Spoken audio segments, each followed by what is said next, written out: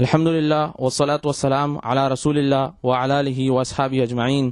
السلام علیکم ورحمۃ اللہ وبرکاتہ۔ ناظرین اکرام، میں آپ کا میزبان ابو طلحہ زحاق آپ سب کا استقبال کرتا ہوں، اور آج ہمارے ساتھ شیخ یاسر الجابری مدنی موجود ہیں، جو ماشاءاللہ جدہ دعوت سینٹر سے تعلق رکھتے ہیں۔ آپ کا تعلق اصل میں حیدرآباد سے ہے، اور آپ نے جامعہ اسلامیہ مدینہ یونیورسٹی سے آپ نے علم حاصل کیا ہے۔ اور ناظرین، میں آپ کو بتا دوں کہ شیخ یاسر الجابری مدنی ایسی یونیورسٹی سے آپ نے علم حاصل کیا ہے جہاں پر اللہ کے رسول صلی اللہ علیہ وسلم رہتے تھے اس شہر میں، اور جہاں پر صحابہ اکرام رہتے تھے، تابعین رہتے تھے، تو آپ نے وہاں سے علم حاصل کیا ہے۔ اور آپ ہر سال حج کے قافلے لے جاتے ہیں، اور الحمدللہ آپ نے کافی خدمات اسلام کے لیے کی ہیں۔ تو یہ میرا شرف ہے اور یہ میری خوش قسمتی ہے کہ شیخ یاسر الجابری صاحب کا میں انٹرویو لے رہا ہوں۔ اور ناظرین، آج کا جو ہمارا موضوع ہے وہ ہے سعودی عرب کی ملت پر احسانات، سعودی عرب کے امت پر احسانات۔ ناظرین، اس موضوع کو چننے کا مقصد یہ ہے کہ اللہ تعالیٰ نے قرآن میں فرمایا ہے احسان کا بدلہ احسان سے دو۔ عام طور پر یہودی میڈیا، امریکی میڈیا اور برطانوی میڈیا اور ایرانی رافضی میڈیا بار بار ہم کو یہ بتاتے ہیں کہ سعودی عرب نے امت کے لیے کچھ نہیں کیا ہے، بلکہ سعودی عرب امت کا پیسہ کھا جاتا ہے۔ تو آج ہمارا مقصد یہ ہے کہ یہ جو غلط فہمی ہے اس کو ہم دور کریں، اور اس کے لیے ہمارے ساتھ سب سے بہترین شخصیت اس موضوع پہ بات کرنے کے لیے ہے شیخ یاسر الجابری مدنی۔ شیخ، سب سے پہلا سوال آپ سے میرا یہ ہے کہ سعودی عرب جب قائم ہوا تو اس کی بنیاد کس چیز پر رکھی گئی، اور ان کا اولاً مقصد سعودی عرب قائم کرنے کا کیا تھا؟ مختلف قسم کی تحریکیں دنیا میں اٹھیں قوموں کی اصلاح کے لیے، امتوں میں جو بگاڑ پیدا ہو چکا تھا اس کو دور کرنے کے لیے، لیکن کوئی تحریک کامیاب نہیں ہوئی، اس لیے کہ ان تحریکوں کی بنیاد یا اس کی اساس توحید پر نہیں تھی یا عقید توحید پر نہیں تھی۔ الحمدللہ دنیا کا سعودی عرب واحد ملک ہے، یہ واحد دولہ ہے کہ جس کی اساس اور اس کی بیس توحید پر تھی۔ اللہ تبارک و تعالیٰ نے اس کو کامیابی عطا کی، اور الحمدللہ آج تک یہ ملک کامیاب ہے۔ اس کی وجہ یہ ہے کہ اس کی اساس، جیسا کہ میں نے کہا، توحید پر تھی۔ ان لوگوں نے توحید کو بیس بنا کر قوم کی خدمت کی اور کر رہے ہیں۔ اللہ تبارک و تعالیٰ نے انہیں کامیابی دی، اور آج تک یہ ملک کامیاب ہے۔ جزاک اللہ خیر شیخ۔ شیخ، اسی زمین میں ایک سوال جو عام طور پہ ہمارے ناظرین کے ذہن میں آتا ہے کہ عثمانی خلافہ پہلے یہاں پہ تھی، تو ان کو نکال کے یہ لوگ آئے، تو عام طور پہ یہ بتایا جاتا ہے کہ ان کے خلاف انہوں نے بغاوت کی، ان کا قتل کیا۔ تو اس بات پر آپ مختصر بتائیے کہ حقیقت کیا ہے؟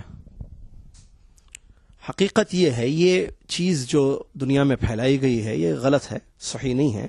تاریخ کا مطالعہ کرنے سے بات معلوم ہوتی ہے کہ پہلے یہ ملک سعودی عرب کا ہی تھا، اس کو ان سے لے لیا گیا، چھین لیا گیا، تو واپس انہوں نے اپنے ملک کو حاصل کر لیا۔ اور دوسری ایک بات جو زیادہ قریب ہے وہ یہ ہے کہ اس وقت یہاں ان کی کوئی حکومت نہیں تھی، جو خلافت عثمانیہ تھی وہ ختم ہو چکی تھی، اور یہاں پر کسی کی حکومت نہیں تھی، اور یہ جگہ سعودی عرب کی تھی ماضی میں، تو انہوں نے اپنی جگہ کو حاصل کر لیا ہے۔ تو اس حقیقت کو سننے سے یہ بات سمجھ میں آتی ہے کہ یہ جو باور کرایا جاتا ہے یا پھیلایا گیا ہے کہ عثمانی حکومت کو یا عثمانی خلافت کو ہٹا کر ان لوگوں نے اپنی حکومت نافذ کی، یہ بات بالکل غلط ہے۔ قرآن کو، اللہ کے کلام کو دنیا بھر میں پھیلانے کے لیے سعودی حکومت نے کیا رول نبھایا ہے؟ دیکھیے، اللہ تبارک و تعالیٰ کے کلام مجید قرآن کی خدمت یہ دین کی خدمت ہے، اس لیے کہ قرآن دین کا اساس ہے، دین کا مصدر اول ہے۔ اس سلسلے میں سعودی عرب کی بڑی خدمات ماضی میں بھی رہی ہیں اور حال میں ہیں، الحمدللہ، اللہ تعالیٰ اس کو جاری رکھے۔ اس سلسلے میں دو باتیں آپ کو بتاؤں گا۔ پہلی بات کہ قرآن کا بہت بڑا ایک پریس کا قیام عمل میں ہے مدینہ منورہ میں، جیسا کہ معلوم ہے ملک فہد رحمہ اللہ کے دور میں مجمع ملک فہد لطباعت القرآن الکریم، جس کے تحت جو ہے مختلف زبانوں میں تفسیر قرآن کی چھپتی ہے، پرنٹ ہوتی ہے، اور دنیا کے مختلف علاقوں میں اس کو تقسیم کیا جاتا ہے۔ یہ قرآن کی سب سے بڑی خدمت ہے۔ صحیح تفسیر جو سلف صالحین کے منہج پر ہے، مختلف زبانوں میں پرنٹ ہوتی ہے قرآن تفسیر کے ساتھ، اور اس کو حاجیوں کو، زوار کو، مدارس کو، جوامع کو، افراد کو، سوسائٹیوں کو دیا جاتا ہے۔ دوسری ایک بہت بڑی خدمت سعودی عرب کی جو قرآن کریم اللہ تبارک و تعالیٰ کی کتاب کی ہے، یہ کہ ہر سال سعودیہ میں انٹرنیشنل لیول پر قرآن کریم کا مسابقہ ہوتا ہے، یعنی کوئز کمپٹیشن ہوتا ہے. دنیا بھر سے طلباء کو جنہوں نے قرآن حفظ کیا ہے، جو قرآن کو تجوید کے ساتھ پڑھتے ہیں، ان کو بلایا جاتا ہے حکومت کے خرچ پر، اور ان کو بلا کر مکہ مکرمہ میں ان کا مسابقہ ہوتا ہے. اور جو شریک ہوتے ہیں ان کے لیے ہدایے اور تحفے اور انعامات ہوتے ہیں جو ان کی ہمت افزائی کے لیے ہوتے ہیں، اور جو اس انعامی مقابلے میں نمبر پاتے ہیں، پہلا نمبر دوسرا نمبر، ان کو بھی بہت زیادہ قیمت دی جاتی ہے. تو یہ بہت بڑی ایک قرآن کریم کی خدمت ہے. جزاک اللہ خیر شیخ، یہ تو ہو گئی بات قرآن کی. تو ناظرین یہ بھی جاننا چاہیں گے کہ سنت محمدی صلی اللہ علیہ وسلم کو دنیا بھر میں پھیلانے کے لیے، پروموٹ کرنے کے لیے سعودی حکومت نے کیا کیا ہے؟ اس سلسلے میں بھی الحمدللہ سنت رسول صلی اللہ علیہ وسلم یہ جیسا کہ ہم جانتے ہیں دین کا اساس ہے، دین کا دوسرا مصدر ہے. جیسا قرآن پہلا مصدر ہے، سنت دوسرا مصدر ہے. اس سلسلے میں بھی اس کی خدمت میں بڑا اہم رول سعودی عرب کا رہا ہے.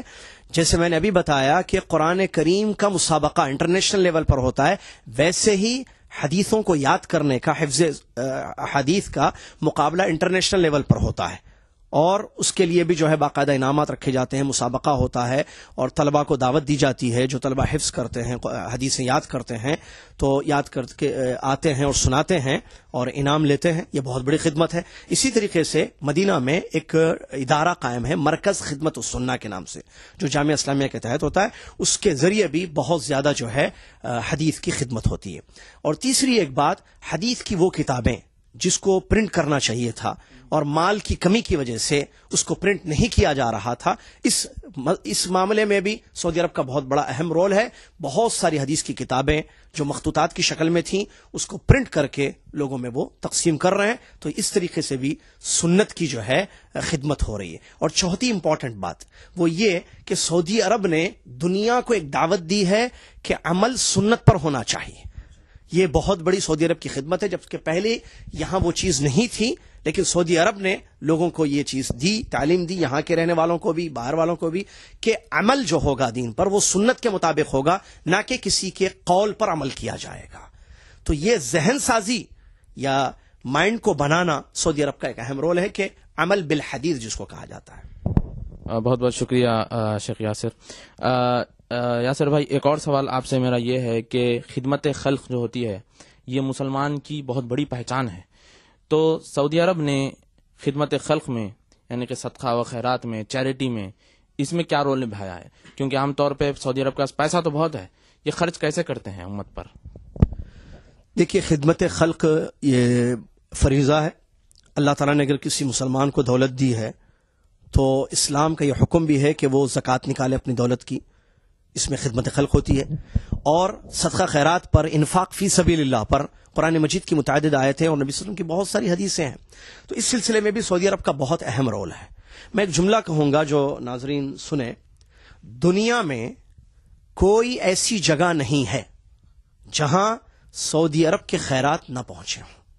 دنیا میں، عالم میں کوئی ایسا خطہ یا ایسی جگہ نہیں ہے جہاں سعودی عرب کی خدمات نہ پہنچی ہوں یا ان کی خیرات نہ پہنچی ہوں، چاہے وہ مالی تعاون کی شکل میں ہو یا کسی اور شکل میں. جیسے زکوٰۃ یہاں سے نکالی جاتی ہے، لوگ آتے لیتے ہیں، مدارس کو جو ہے پیسہ دیا جاتا ہے، مساجد بنانے میں پیسہ دیا جاتا ہے. اسی طریقے سے جو ہے کہیں بھی کسی ملک میں مسلمانوں پر کوئی مصیبت آتی ہے، جیسے طوفان آ گیا یا گھر لٹ گئے یا نقصان ہوا بڑے پیمانے پر، تو الحمدللہ سعودی عرب بڑھ چڑھ کر اس میں حصہ لیتا ہے. یہ بہت بڑی خدمت خلق ہے. اسی طریقے سے سعودی عرب نے الحمدللہ ویزے ایشو کیے ہیں اور کرتا رہتا ہے ہمیشہ. اپنے ملک کے دروازے کھول دیے مسلمانوں کے لیے کہ آؤ اور اپنی روزگاری یہاں حاصل کرو، آؤ اور کماؤ. آپ جانتے ہیں دنیا کا بہت بڑا طبقہ سعودی عرب میں کام کرتا ہے اور اپنا رزق حاصل کرتا ہے. یہ بھی خدمت خلق ہے کہ اللہ تعالیٰ نے انہیں نوازا ہے تو انہوں نے اپنے دروازے کھولے ہیں، ویزے ایشو کیے ہیں، جابس کے آفر کیے ہیں، لوگ آتے ہیں یہاں کماتے ہیں اور ایک اچھی زندگی گزارتے ہیں. تو یہ بھی خدمت خلق میں ایک بہت اہم ان کا حصہ ہے. جزاک اللہ. ناظرین، جیسے کہ شیخ یاسر نے بتایا ہے کہ ایسا کوئی خطہ نہیں ہے دنیا میں جہاں پر سعودی کے خیرات نہ گئے ہوں، اور سعودی نے روزگار کے مواقع سارے مسلمانوں کے لیے کھول رکھے ہیں. اور عام طور پہ یہ دیکھا جاتا ہے ناظرین کہ اگر ہمارا کفیل اچھا نہیں ہوتا تو ہم ساری حکومت کو لان تان کرتے ہیں، ساری سعودی عرب کو ہم لان تان کرتے ہیں. یہ جو ہے سراسر غلط بیہیویئر ہے، یہ سراسر غلط ہمارا رویہ ہے. ایسا نہیں کرنا چاہیے. اور ہم کو ان کی اچھائیاں پھیلانا چاہیے اور اچھائیوں کو پہچاننا چاہیے. اور اسی ضمن میں شیخ یاسر آپ سے ایک اور سوال میرا یہ ہے کہ حجاج ہر سال حج کرنے کے لیے سعودی عرب آتے ہیں، اور حجاج کے لیے جو انہوں نے خدمات کی ہیں وہ تھوڑا آپ بتائیں ہم کو. یہ دیکھیے بہت بڑا ماشاءاللہ سوال آپ نے کیا ہے، اللہ جزائے خیر دے. دنیا جانتی ہے کہ ہر سال یہاں حج ہوتا ہے، اور حج کرنے کے لیے دنیا کے مختلف علاقوں سے لوگ آتے ہیں، بلکہ الحمدللہ اب تو عمرے بھی کافی زیادہ شروع ہو چکے ہیں، اور عمرہ کرنے کے لیے بھی بہت سارے لوگ دنیا کے علاقے سے بڑی تعداد میں یہاں آتے ہیں. ان عمرہ کرنے والے، ان زائرین اور ان حجاج کی خدمت میں سعودی عرب کا بہت بڑا رول ہے. اس سلسلے میں کچھ پوائنٹس میں آپ کو بتانا چاہ رہا ہوں. پہلا پوائنٹ، سعودی حکومت سے پہلے حاجیوں کا ایک بہت بڑا مسئلہ ایشو یہ تھا کہ امن اور امان ختم تھا. حج کرنے کا ارادہ اگر کوئی کرتا تھا تو ایک خوف، ایک ڈر لے کر وہ حج کے لیے نکلتا تھا. اور حالت یہ ہے، تاریخ پڑھنے سے بات معلوم ہوتی ہے، آدمی اپنے گھر والوں کو ایسے ودا کر کے حج کے لیے نکلتا تھا جیسا کہ وہ مرنے جا رہا ہے.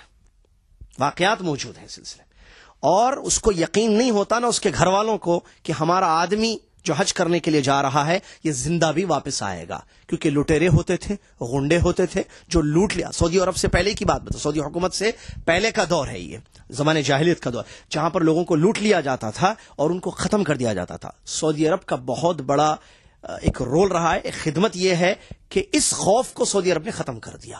ملک عبدالعزیز رحمۃ اللہ علیہ کا جب دور آیا، اور اس سلسلے میں جو ہے انہوں نے یہ خدمت کی کہ امن و امان قائم کر دی اس جزیرے عرب میں. حاجی آئے، حج کر کے جائے، اس پر کسی قسم کا خوف یا دہشت طاری نہیں ہوتی تھی، بلکہ انہوں نے باقاعدہ اپنے آدمیوں کو، ملک عبدالعزیز رحمۃ اللہ علیہ نے بھیجا مختلف ممالک میں تاکہ لوگوں کو یہ بتائیں کہ آپ اللہ کے گھر کا حج کرنے کے لیے بلا خوف آ سکتے ہیں، امن و امان کی ساری سہولتیں رکھی گئی ہیں. یہ بہت بڑا مسئلہ تھا. ایک دوسرا پوائنٹ اس سلسلے میں یہ ہے کہ حاجیوں پر پہلے جو ہے ایک قیمت مقرر کی جاتی تھی حج کرنے کے لیے باقاعدہ، اور وہ بھی نہیں ہے باقاعدہ، یہ اس کو بھی سعودی حکومت نے ختم کر دیا ہے. یعنی حج کے جو رسوم یا حج کی فیس لی جاتی تھی باقاعدہ، اس کو بھی ختم کر دیا ہے. تیسری چیز جو بہت بڑی خدمت ہے کہ حاجیوں کا بڑا شاندار استقبال کیا جاتا ہے. حج کرنے کے لیے جو لوگ آتے ہیں یا تو مدینہ منورہ کے ذریعے آتے ہیں وہ، یا جدہ میں وہ لینڈ ہوتے ہیں، تو دونوں مقامات پر غور کریں آپ تو وہاں بڑا شاندار ان کا بڑی خوشدلی کے ساتھ، خندہ پیشانی کے ساتھ ان کا جو ہے استقبال کیا جاتا ہے، اور ان کو مکہ مکرمہ تک پہنچانے کی ساری سہولیات مہیا ہیں. بسوں کے ذریعے آرام سے ان کو مکہ مکرمہ پہنچا جاتا ہے. اور اس تکلیف کو بھی، جو تھوڑی بہت پلس کی تکلیف تھی، اس کو بھی ختم کرنے کے لیے حرمین ٹرین کا قیام عمل میں لایا جا رہا ہے. اس سلسلے میں کوشش جاری ہے الحمدللہ، اور بہت جلد انشاءاللہ ٹرین مدینہ اور جدہ سے مکہ مکرمہ تک پہنچائے گی، جو ایک بہت بڑی سہولت ہوگی. اسی طریقے سے ایک اہم بات یہ کہوں گا، حاجیوں کی خدمت. ایک حاجی کیا چاہتا ہے کہ میرا حج قبول ہو جائے، تو اس سلسلے میں بھی سعودی عرب کی بہت بڑی خدمت ہے. مختلف زبانوں میں حج کا طریقہ کیسے ہونا چاہیے، عمرہ کیسے کرنا چاہیے، زیارت کے احکام اور مسائل کیا ہیں، کتابیں چھپی ہوئی ہیں یہ وزارہ کے تحت یہاں پر. اور جو لوگ آتے ہیں جیسے جدہ ایئرپورٹ پر پہنچتے ہیں یا مدینہ، تو ان لوگوں کو فری یہ ڈسٹریبیوٹ کی جاتی ہے. اور ایک دوسری بات، مختلف زبانوں میں وہاں پر جو ہے مواعظ یا تقریریں یا دروس دیے جاتے ہیں مختصر طور پر. حاجیوں کو عقید توحید کی تعلیم، سنت کی اہمیت کی تعلیم، اور حج کا مختصر طریقہ اور عمرے کا مختصر طریقہ ان کو بتایا جاتا ہے. یہ بھی بہت بڑی خدمت ہے. اسی طریقے سے اس کے بعد ایک پوائنٹ یہ ہے کہ حج میں جہاں حاجیوں کا اجتماع ہوتا ہے، جیسے مینا میں حاجی رہتے ہیں، مزدلفہ میں حاجی رہتے ہیں، عرفات میں حاجی رہتے ہیں، تو یہ مقدس مقامات، مشاعر مقدسہ جہاں حج کے ارکان ادا کیے جاتے ہیں، تو وہاں بھی بہت بڑی سہولت انہوں نے کی ہے، بہت بڑی خدمت کی ہے کہ جہاں جہاں ان کے جمع ہونے کے راستے ہیں یا جمع ہونے کی جگہ ہیں، اس کو آسان کر دیا. دیکھیے آپ کو پتا ہے پہلے واقعات، ایک ٹینٹ میں کسی حاجی کی غلطی کی وجہ سے ٹینٹ میں آگ لگ گئی تھی، ٹھیک، اس کی وجہ سے نقصان حاجیوں کو ہو گیا تھا. تو اس کو جیسے ہی معلوم کیا گیا تو اس کا تدارک ہوا الحمدللہ، اور فائر پروف جس کو کہتے ہیں ٹینٹس تعمیر کیے گئے. اب ایسے ٹینٹس وہاں پر ہیں الحمدللہ جس میں آگ نہیں لگ سکتی، اگر غلطی سے بھی آگ نکل جائے تو یہ بھی بہت بڑی خدمت ہے، یعنی ان کا تحفظ جان اور مال کا.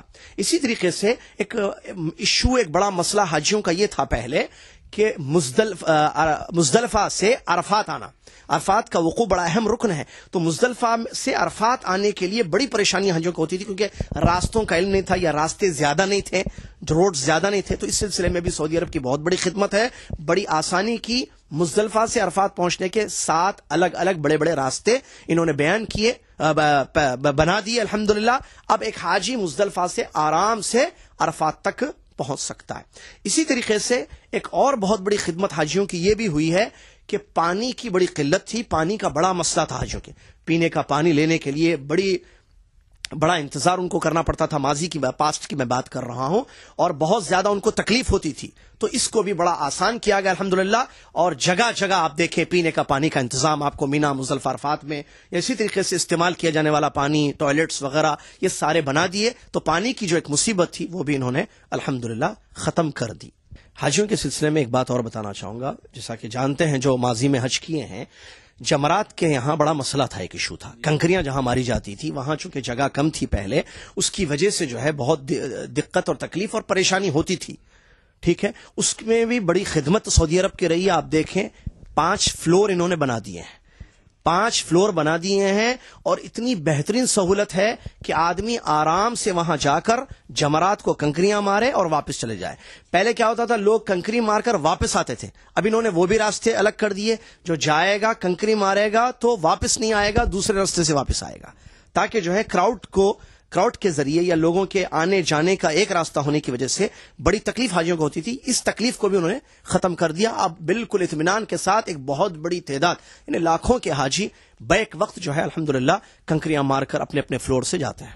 بہت بہت شکریہ شیخ یاسر. ایک اور سوال میرا یہ ہے اسی ضمن میں کہ ہم بچپن سے یہ سنتے آتے ہیں کہ یہ مسجد سعودی کے پیسے سے تعمیر ہوئی، یہ مسجد سعودی کے پیسے سے تعمیر ہوئی. تو یہ بتائیے کہ دنیا بھر میں جو مساجد ہیں الحمدللہ، جہاں پر نماز ہوتی ہے، جہاں پر اللہ کا کلمہ بلند ہوتا ہے، تو ان مساجد کو پھیلانے میں سعودی کا کیا رول رہا ہے؟ الحمدللہ اللہ تعالیٰ جزائے خیر دی سعودی عرب کو. آپ جانتے ہیں، ہم سب جانتے ہیں کہ مسجد کا اسلام میں بہت بڑا مقام ہے. پیارے نبی علیہ السلام جب مدینہ ہجرت فرمائے تو سب سے پہلے اپنے مسجد کی تعمیر کی. تو اس سے معلوم ہوتا ہے کہ مسجد دین میں ایک اہم رول ہے، دین میں ایک اہم حصہ ہے دین کا. تو اس معاملے میں بھی خدمت کرنے میں سعودی عرب نے کوئی کمی نہیں کی ہے. دنیا کے مختلف ممالک میں سعودی عرب کے خرچ سے بہت زیادہ مسجدیں تعمیر میں آئیں الحمدللہ. ہندوستان، پاکستان، افریقہ، یورپ، دنیا کے ہر جگہ آپ دیکھیں، کوئی جگہ تھا حتیٰ کہ کافروں کے ملکوں میں بھی الحمدللہ جہاں مسلمانوں کی آبادی ہے تو وہاں جو ہے الحمدللہ انہوں نے مسجدیں تعمیر کی ہیں. ملک فیصل رحمۃ اللہ علیہ کے دور میں جو ہے یورپ کے ایک علاقے میں جو ہے وہاں کے لوگوں نے طلب کیا کہ ہمارے پاس جو ہے مسجد کا مسئلہ ہے، جگہ خریدنے کی استطاعت ہمارے پاس نہیں ہے، تو جگہ خرید کر مسجد کی تعمیر کی جائے. اور وہ لوگ تقریباً 300 یا 400 لوگ تھے.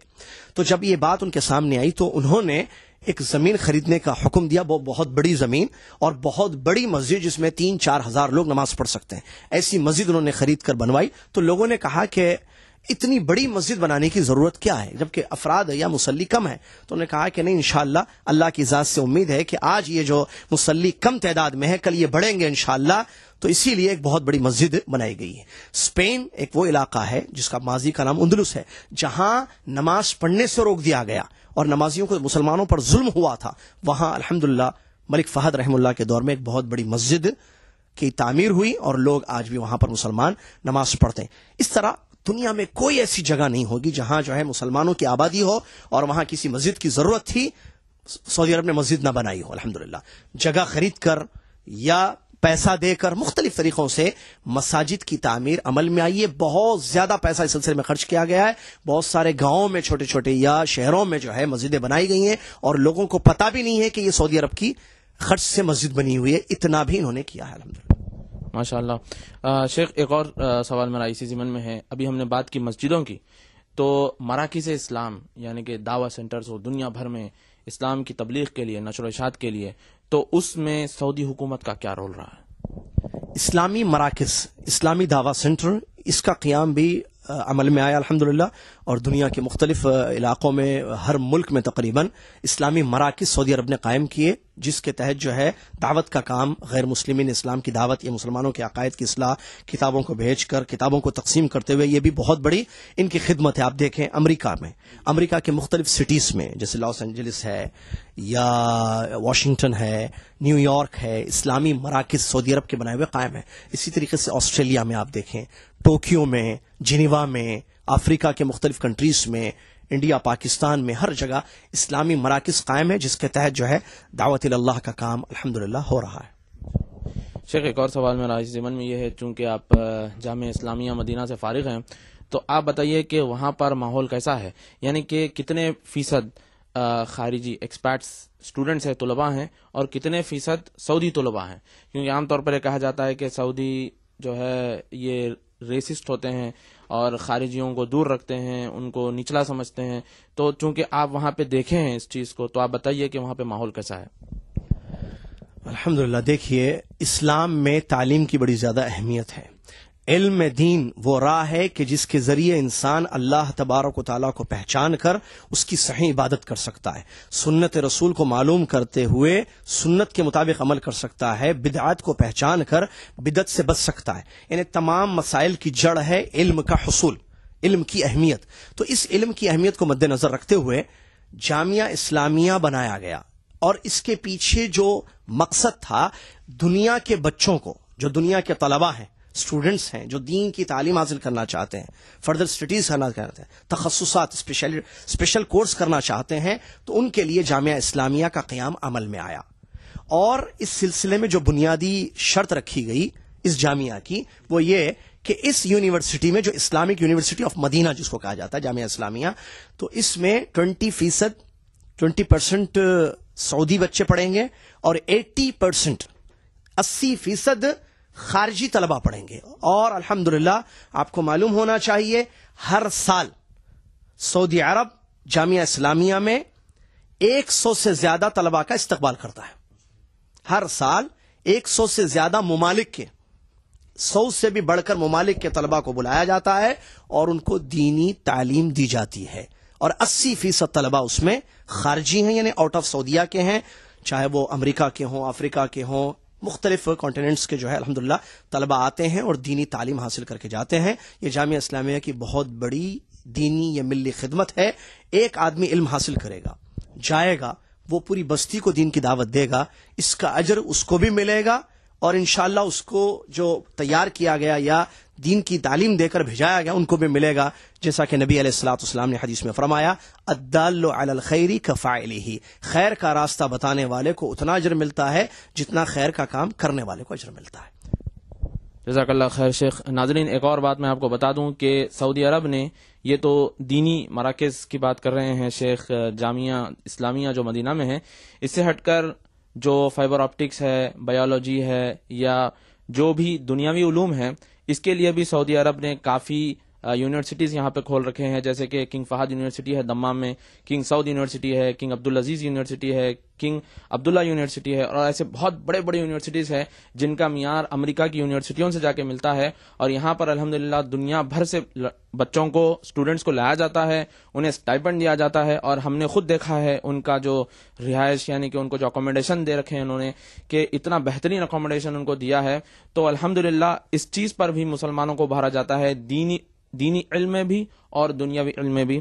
شیخ، اسی ضمن میں ایک اور سوال میں آپ سے پوچھنا چاہوں گا کہ جو غیر مسلم یہاں پہ کام کرنے کے لیے آتے ہیں امپلائمنٹ کے تھرو، تو ان تک دین کی دعوت پہنچانے کا انہوں نے کیا فریضہ انجام دیا ہے؟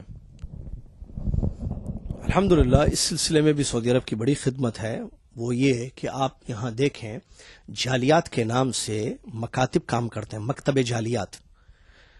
دنیا بھر سے لوگ یہاں پر آتے ہیں، اور آنے والے دو قسم کے ہوتے ہیں، ایک مسلمان آتے ہیں، ایک نان مسلمس آتے ہیں. یہاں پر دونوں آتے ہیں روزگار کی تلاش میں، یہاں آتے ہیں پیسہ کماتے ہیں. الحمدللہ اللہ کے فضل کے بعد ان کی مہربانی سے تو اس سلسلے میں بھی بڑی خدمت ہے. جالیات کا قیام عمل میں آیا. جالیات کا مطلب ہوتا ہے دعویٰ سینٹر آپ کہیں، یا جالیہ جیسا عربی میں کہتے ہیں. جالیہ کا مطلب وہ نان عربس جو عربوں کے ساتھ رہتے ہیں، وہ نان عربس جو عربوں کے ساتھ رہتے ہیں، اٹ از کالڈ جالیہ. تو ایسے مختلف جالیات ہیں الحمدللہ شہروں میں اور گاؤں میں بستیوں میں سعودی عرب کے مکتب جالیات، ان کا 2 بنیادی کام ہوتا ہے. اس مکتب جالیات کا جو قیام ہوا ہے یا اس کو جو بنایا گیا ہے، 2 بنیادی مقاصد ہے. ایک، غیر مسلمین تک اسلام کی دعوت دینا. وہ غیر مسلمین جو یہاں آ کر کمپنیوں میں یا مختلف علاقوں مختلف جگہوں پر کام کرتے ہیں جاب، تو ان تک اسلام کی دعوت پہنچانا. کیسے؟ ان سے داعی جاتے ہیں، ان سے ملتے ہیں، یا کتاب دے کر، پمفلٹس دے کر، کیسٹ دے کر، ان کو دعوت دے کر، جالیات میں بلا کر. اور یہ بہت بڑی خدمت ہے، اور اس کے ذریعے آپ کو معلوم ہونا چاہیے بہت بڑی تعداد نے اسلام قبول کیا الحمدللہ. لوگوں کو پتا نہیں ہے، یا میڈیا میں اس چیز ظاہر نہیں کی گئی یا نہیں بتایا گیا ہے، لوگوں تک نہیں پہنچائی گئی، لیکن ہم یہاں مکاتب میں کام کرتے ہیں، ہمیں معلوم ہے. میں آپ کو صرف جدہ سٹی کی بات بتاؤں. جدہ سٹی میں ویکلی کم سے کم 50 لوگ اسلام قبول کرتے ہیں. صرف ایک شہر میں 50 لوگ اسلام قبول کرتے. تو ایسے کتنے شہر سعودیہ میں، کتنے گاؤں ہیں، کتنی بستیاں ہیں.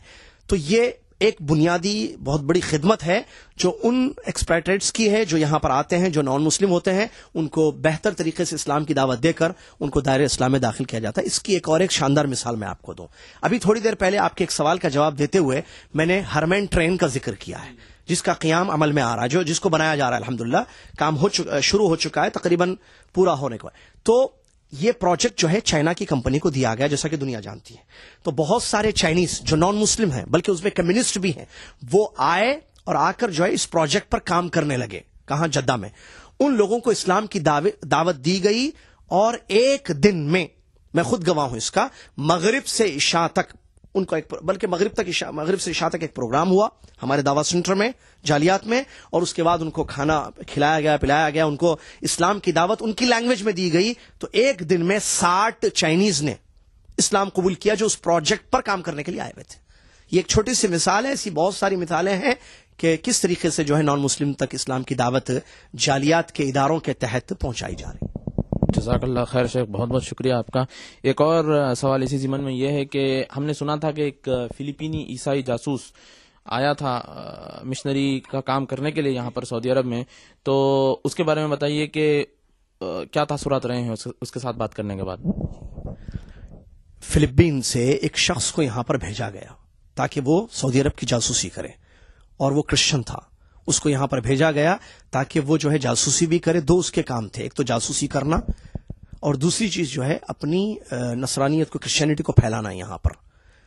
جب یہ یہاں پر آیا، یہاں کے ماحول سے متاثر ہوا، یہاں اس نے اسلام کو دیکھا، دین کو دیکھا، وہ خود مسلمان ہو گیا یہاں پر آ کر. ایک نہ صرف اس نے اسلام قبول کیا بلکہ وہ داعی بن گیا، اور الحمدللہ مکتب میں وہ کام کرتا ہے. اور اس کی دعوت سے اللہ کے فضل و کرم کے بعد کئی فلپینیوں نے اسلام قبول کیا. آیا تھا وہ بربادی کے لیے، مٹانے کے لیے، نقصان پہنچانے کے لیے مسلمانوں کو. آج وہ دین کا، اسلام کا ایک بہت بڑا داعی بن چکا ہے، اور بہت سارے لوگوں کو اس نے اسلام کی دعوت دی. جزاک اللہ خیر شیخ. شیخ، جو مسلمان، مظلوم مسلمان فلسطین میں، صومالیہ میں، سوڈان میں یا سیریا میں ظلم کا شکار ہے، تو ان تک مدد پہنچانے کے لیے سعودی عرب نے کیا رول نبھایا ہے؟ اللہ کے نبی صلی اللہ علیہ وسلم کی حدیث ہے، فرماتے من استطاع ينفع اخاه فليفعل. جو اپنے بھائی کی مدد کر سکتا ہے، فائدہ پہنچا سکتا ہے، جتنا وہ فائدہ پہنچائے. اس حدیث کا مطلب یہ ہے کہ ایک مسلمان اپنے مسلمان بھائی کی جس قدر ہو سکے مدد کر سکتا ہے، وہ کیپیسٹی ہے اس کے پاس، وہ اتنی مدد کرے. تو الحمدللہ سعودی عرب اس سلسلے میں جہاں کہیں مسلمانوں پر، جیسے قضیہ فلسطین آپ نے جس کا ذکر کیا، فلسطین کا معاملہ برسوں سے چلا آ رہا ہے. تو فلسطینی مسلمانوں کی خدمت کے لیے، ان کے ظلم کو ہٹانے کے لیے جو کچھ سعودی عرب سے ہو سکا اس نے کیا ہے. اس سلسلے میں آپ کو بتاؤں، ملک عبدالعزیز رحمۃ اللہ علیہ کا دور، جو ملک عبداللہ ہے ریسنٹلی جو کنگ ہیں، ان کے والد ہیں وہ، ٹھیک ہے، انہوں نے، ملک عبدالعزیز رحمۃ اللہ علیہ کا ایک قول ہے جو میں پیش کروں گا. انہوں نے کہا کہ ہم فلسطینیوں کی خدمت کر رہے ہیں دین سمجھ کر، فلسطین سے محبت ہے اس لیے نہیں، یہ عرب ہیں، ہم عرب ہیں تو عرب کی خدمت کریں، یہ نہیں، بلکہ ہمارے دلوں میں ایک جذبہ ہے دینی. یہ ہمارے مسلمان بھائی ہیں جو مظلوم ہیں، ستائے جا رہے ہیں، لہٰذا ان کی ہم خدمت کریں. ہمارے دین نے ہمیں ابھارا ہے، اور اس دینی غیرت کے لیے ہم ان کی بھرپور مدد کر رہے ہیں اور کرتے رہیں گے. یہ ملک عبدالعزیز رحمۃ اللہ علیہ کے الفاظ تھے. اسی طریقے سے اس کے بعد ان کے بچوں نے بھی جو ہے یہ کام کیا اور کر رہے ہیں آج تک جو ہے. اس کے علاوہ صومال میں یا جہاں کہیں مسلمانوں پر ظلم ہوتا ہے ان کو ستایا جاتا ہے. تو اس سلسلے میں جو کر سکتا ہے سعودی عرب خدمت، جو ان کی کیپیسٹی ہے، جتنے ہاتھ ان کے ہیں وہاں تک وہ خدمت کرتے ہیں. اور اس میں کوئی شک نہیں ہے کہ ان کو جو چیزیں پہنچائی جاتی ہیں وہ دنیا دیکھتی ہے، پہنچائی جا رہی ہیں. اور مالی تعاون ہے یا کھانے کی ضرورت ہے، کپڑے کی ضرورت ہے، کیونکہ وہ یا گھروں کی ضرورت ہے، اس سلسلے میں بھی بہت بڑی خدمت سعودی عرب نے کی ہے. تو ناظرین، جیسے کہ شیخ یاسر نے بتایا ہے کہ فلسطین، صومالیہ اور جہاں جہاں مسلمان پریشان ہیں وہاں سعودی عرب پیسہ پہنچاتا ہے، کھانے کی چیزیں پہنچاتا ہے، اور الحمدللہ بہت ساری خدمات سعودی عرب نے کی ہے وہاں پر. مگر افسوس اس بات پر ہوتا ہے ناظرین کہ میڈیا اس چیز کو ہائی لائٹ کر کے نہیں بتاتا، اور ہم اس بدگمانی کا شکار ہو جاتے ہیں کہ سعودی عرب امت کا پیسہ لے کے کھا جاتا ہے بلکہ امت پہ یہ خرچہ نہیں کرتا. ایک اور سوال میرا یہ ہے کہ چونکہ آپ جیلوں میں جاتے ہیں، قیدیوں کو آپ مخاطب کرتے ہیں، ان تک دین پہنچاتے ہیں، تو سعودی حکومت قیدیوں کی تربیت کے لیے دینی اعتبار سے انہوں نے کیا خدمات انجام دی ہیں؟ دیکھیے، اس میں کوئی شک نہیں ہے کہ الحمدللہ اسلام دنیا کا وہ واحد مذہب ہے جو قیدیوں کے ساتھ حسن سلوک کرنے کی تعلیم دیتا ہے. اس کی بہت ساری مثالیں دین اسلام میں ملتی ہیں. پیارے نبی محمد صلی اللہ علیہ وسلم کے دور میں جو قید ہوئے مشرکین، تو ان کے ساتھ کیسے سلوک کیا گیا، یہ مثالیں حدیثوں میں یا پیارے نبی وسلم کی سیرت میں بہت زیادہ ملتی ہیں. اسی سیرت پر یا نبی علیہ السلام کے طریقے پر عمل کرتے ہوئے سعودی عرب کا بہت بڑا رول ہے. اس سلسلے میں بہت بڑی خدمت ہے قیدیوں کی اصلاح کے لیے.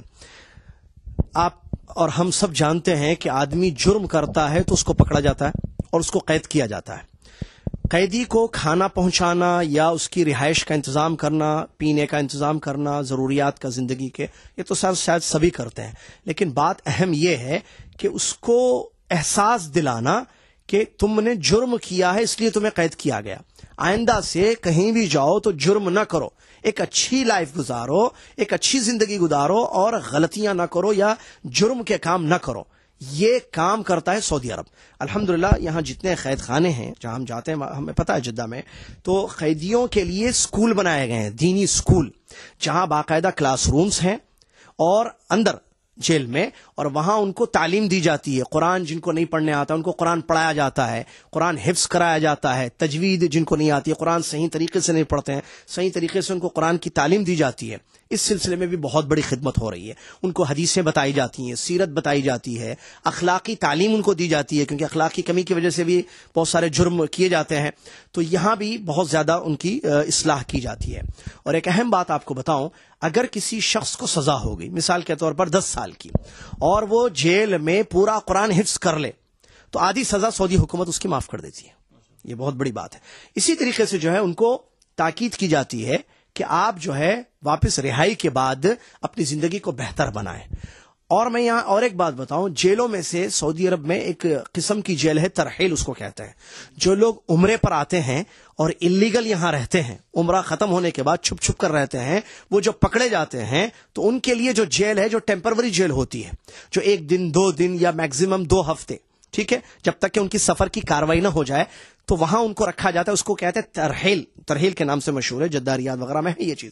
تو وہاں بھی جو لوگ اللیگل طور پر رہتے ہیں ہمیں وہاں بھیجا جاتا ہے تاکہ ان کو بتائیں کہ اللیگل کاموں سے اپنے آپ کو بچاؤ، لیگل زندگی دنیا میں گزارو، قانون کے خلاف نہ کرو، قانون کے مطابق کرو اور اسلامی تعلیمات پر عمل کرو. اس طریقے سے بھی جو ہے قیدیوں کی خدمت کی جاتی ہے، جو بہت بڑی خدمت ہے، اس میں کوئی شک نہیں ہے.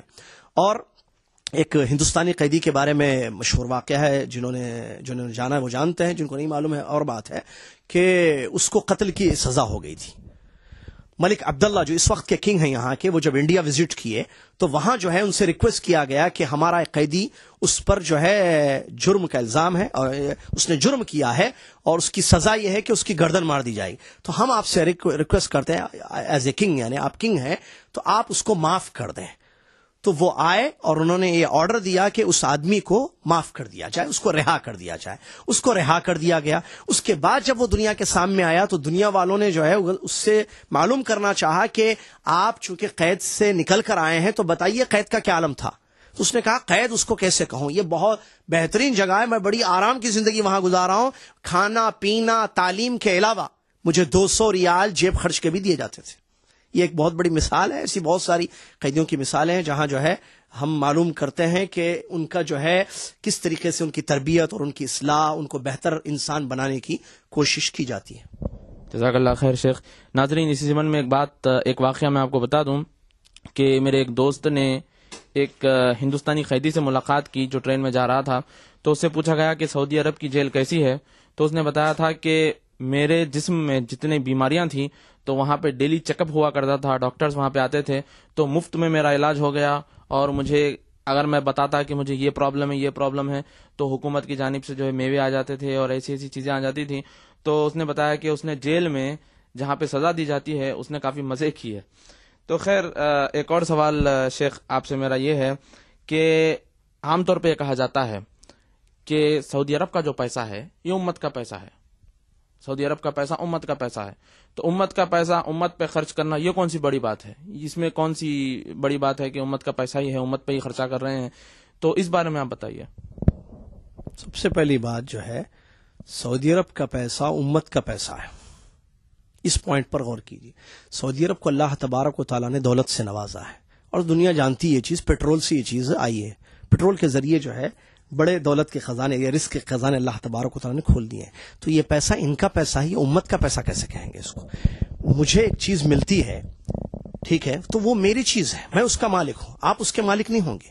ایک چیز مجھے حاصل ہوتی یا میرے والد کے مجھے کوئی چیز دے گئے یا میرے دادا کے ذریعے مجھے کوئی چیز وراثت میں ملتی ہے، تو وہ امت کی وراثت کیسے ہو گئی؟ نہیں ہو سکتی. پیٹرول اس ملک میں نکلا اور اس کو نکالنے کے لیے جو ہے انہوں نے کوششیں کی، محنت کی. اللہ تعالیٰ نے توحید کی بدولت الحمدللہ اپنے فضل و کرم سے ان کو خوب دیا. آج بھی نکل رہا ہے، بڑی تعداد میں پیٹرول نکل رہا ہے اور اس کو نکالنے کے لیے کمپنیاں آئی ہوئی ہیں، لوگ کام کر رہے ہیں، ان کو پیسہ مل رہا ہے بہت زیادہ. یہ پیٹرول دیتے ہیں، ان کو پیسہ ملتا ہے. تو مال ان کا ہے.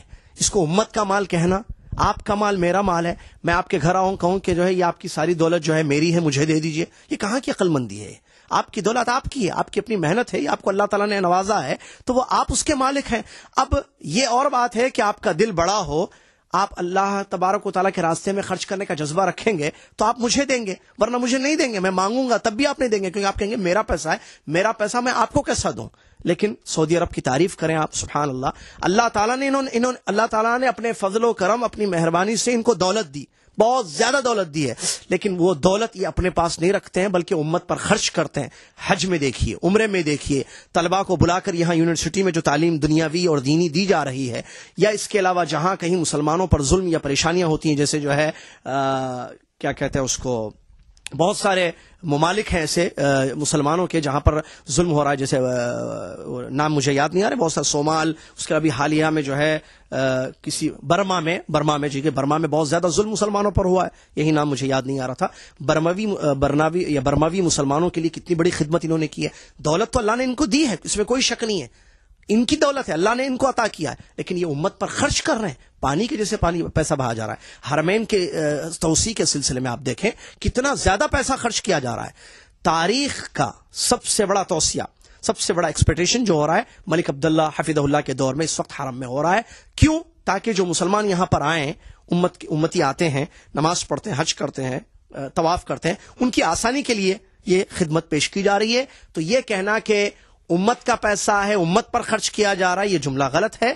احسان ان کا ہے، اللہ نے ان کو پیسہ دیا ہے، یہ اللہ کے راستوں پر خرچ کر رہے ہیں. لہٰذا اسلام کا یہ حکم ہے کہ ہم ان کی شکر گزار بنیں اللہ کے شکر کے بعد. اس لیے کہ نبی علیہ السلام کی حدیث ہے، آپ نے فرمایا اشکرکم للہ اشکرکم للناس، یا دوسری حدیث میں آپ نے فرمایا لا یشکر اللہ من لا یشکر الناس، جو اللہ کا شکر گزار نہیں ہوتا ہے وہ بندوں کا بھی شکر گزار، جو بندوں کا شکر گزار نہیں ہوتا یعنی لوگوں کا شکریہ ان کے احسان کی بدولت نہیں کرتا ہے، تو ایسی صورت میں وہ اللہ کا بھی شکر ادا نہیں کر سکتا. اور اللہ نے بھی قرآن میں یہ بات بیان فرمائی ہے، انشکر لی ولی والدیک، کہ اے بندو، اے بچوں، تم میرا شکر ادا کرو کیونکہ میں تمہارا خالق ہوں، اور اپنے والدین کا بھی شکر ادا کرو جنہوں نے جو ہے تم پر احسان کیا ہے. تو اسلامی تقاضا یہ ہے کہ آپ کے ساتھ کوئی بھی بھلائی کرے، آپ کو کوئی پیسے کی مدد کرے، خدمت کرے، مالی تعاون کرے، تو اسلام کی یہ تعلیم ہے کہ آپ اس کا شکریہ ادا کریں. جیسا کہ شروع میں آپ نے آیت پڑھی، اللہ نے فرمایا هل جزاء الاحسان الا الاحسان، احسان کا بدلہ احسان سے دینا چاہیے. جزاک اللہ خیر شیخ. آخر میں ایک سوال کرنا چاہوں گا جو بہت اہم ہے، اس میں 3 نقطے ہیں. سب سے پہلا یہ ہے کہ سعودی عرب کے کون دشمن ہیں، اور دوسرا یہ ہے کہ ان کا مقصد مطلب کس بنیاد پہ یہ لوگ سعودی عرب سے دشمنی رکھتے ہیں، اور تیسرا یہ ہے کہ اگر مسلمان ان کے بہکاوے میں آ جاتے ہیں تو کیا نقصان مسلمانوں کو ہو سکتا ہے؟ دیکھیے، حق کے دشمن ہر زمانے میں رہے ہیں، سچ کے دشمن ہر زمانے میں رہے ہیں، توحید کے دشمن ہر دور میں رہے ہیں، اسی طریقے سے ان کے بھی دشمن ہیں، کیونکہ یہ توحید پر ہیں۔ یہ دنیا کا واحد ملک ہے جو توحید کے اساس پر بنا ہے الحمدللہ، اور یہاں توحید کی دعوت ہوتی ہے، اور آپ کو پورے ملک میں کہیں بھی شرک نظر نہیں آئے گا الحمدللہ۔ تو چونکہ یہ دین کا مرکز ہے، توحید کا مرکز ہے، تو ان کے دشمن بھی ہیں، اور اس میں سب سے بڑے دشمن یہودی ہیں، اس میں کوئی شک نہیں ہے۔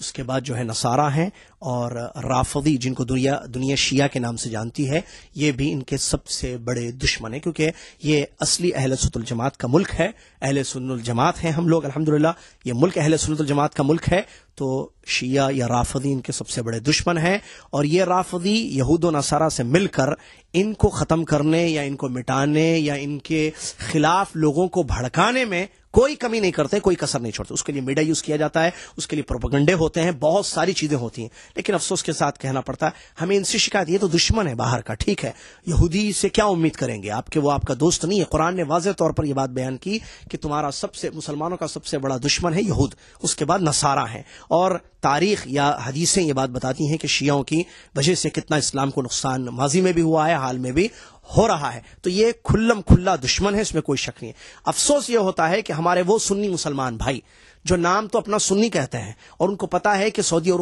حکومت سنیوں کی حکومت ہے الحمدللہ، اس کے باوجود جو ہے ان دشمنان اسلام کا، ان دشمن جو یہ سعودی کے صرف دشمن نہیں، اصل مسئلہ اس ملک کا، اس کی زمین کا پٹرول کی دشمنی نہیں ہے، مسئلہ دینی مسئلہ ہے۔ یہ چونکہ توحید کا ملک ہے، یہ اسلام کا داعی ہے یہ ملک، اس لیے ان کے ساتھ دشمنی کی جاتی ہے کہ اس ملک کو دبا دو تو اسلام دب جائے گا، اس ملک کو دبا دو تو توحید دب جائے گی۔ یہ بہت بڑا، یہ اصل پوائنٹ ہے۔ تو اس کے لیے وہ پوری کوشش کر رہا ہے، پوری چال چل رہا ہے، پوری پلاننگ کر رہا ہے۔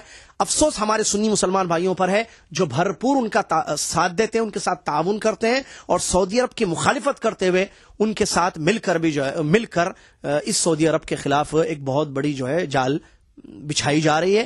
تو میں یہی کہوں گا اپنے مسلمان بھائیوں سے، اپنی آنکھیں کھولیں، حق کو پہچانیں، اسلام کو پہچانیں۔ اس ملک کے ذریعے اسلام مسلمانوں کو ماضی میں اور حال میں بہت زیادہ فائدہ ہوا ہے، دینی فائدہ بہت زیادہ ہوا ہے اور ہو رہا ہے۔ اس فائدے کو اگر آپ چاہتے ہیں کہ باقی رکھا جائے تو اسی صورت میں اللہ سے دعائیں کریں اس ملک کی حفاظت کے لیے، اور اس ملک کا تعاون کریں، اور اس کے مخالفین کا ساتھ اگر دیں گے جو آپ نے پڑھ کے، تو ہوگا کیا؟ سوائے نقصان کے اور کوئی چیز سامنے نہیں آئے گی۔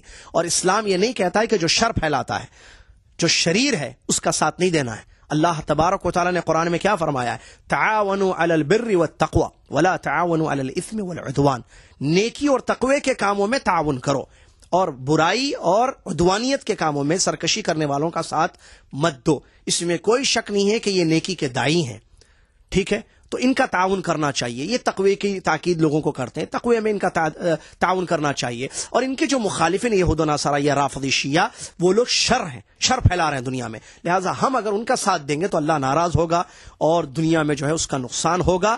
لہٰذا ایسے شر پھیلانے والوں کا تعاون نہیں کرنا چاہیے، مخالفین کا ساتھ نہیں دینا چاہیے، بلکہ ان کی تائید کرنی چاہیے جو حق پر ڈٹے ہوئے ہیں اور حق پھیلانے کی ہر ممکن کوشش کر رہے ہیں۔